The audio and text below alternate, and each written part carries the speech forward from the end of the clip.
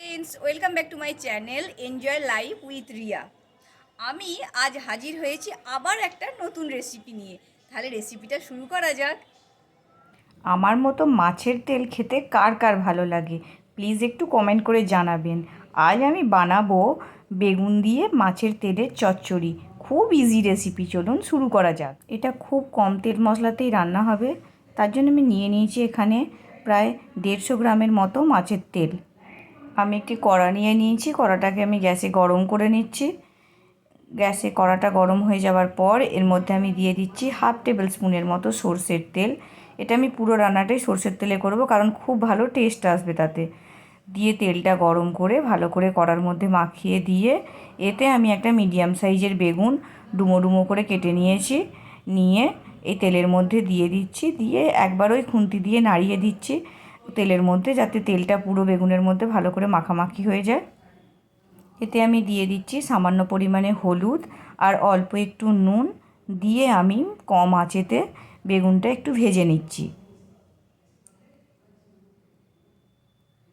বেগুনটা ভাজা প্রায় হয়ে গেছে। এটা আমি কড়ার মধ্যে থেকে আস্তে আস্তে নামিয়ে নিচ্ছি। বেগুনগুলো কড়ার মধ্যে থেকে নামিয়ে নিয়েছি। ওই কড়ার মধ্যেই 1 টিস্পুনের মতো তেল দিয়ে দিচ্ছি। আমি আর বেশি তেল এতে দেবো না, কারণ ওই মাছের তেল থেকেই প্রচুর তেল বেরোয়। এই তেলটা গরম করে অল্প একটু কালো জিরে ফোড়ন দিয়ে, আর আমি ওই 3-4 দানা একটু বড় সাইজেরই রসুনের দানা ছিল, সেগুলো একটু থেঁতো করে দিয়ে দিয়েছি।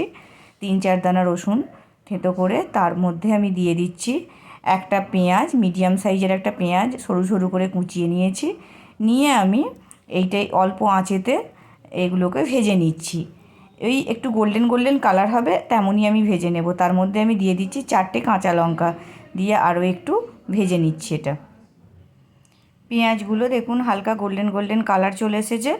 এর মধ্যে আমি দিয়ে দিচ্ছি মাছের তেলটা। মাছের তেলটা দিয়ে আমি ভালো করে একটু নাড়িয়ে নিলাম এই পেঁয়াজের সঙ্গে। এর মধ্যে আমি দিয়ে দিচ্ছি 1/2 টিস্পুন হলুদ গুঁড়ো আর পরিমাণ মতো একটু নুন দিয়ে দিচ্ছি।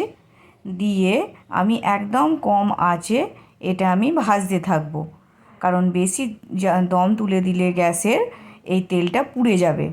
কম আঁচে ধীরে ধীরে এটা আমি ভেজে নিচ্ছি। মাছের তেলটা মোটামুটি 3 থেকে 4 মিনিট কম আঁচে আমি ভেজে নিয়েছি।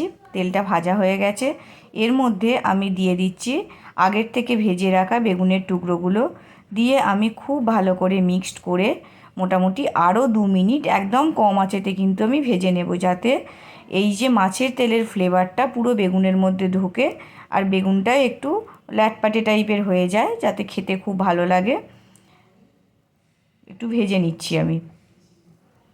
2 মিনিট পর 1/4 টিস্পুনেরও কম গরম মশলার গুঁড়ো এর সঙ্গে মিক্সড করে আমি গ্যাসটা বন্ধ করে দিচ্ছি। খুব 10 মিনিটের ভিতরেই বেগুন দিয়ে মাছের তেলের চচ্চড়ি একদম রেডি। গরম ভাতের সাথে আমি এখন গরম গরম মাছের তেলের চচ্চড়ি সার্ভ করছি।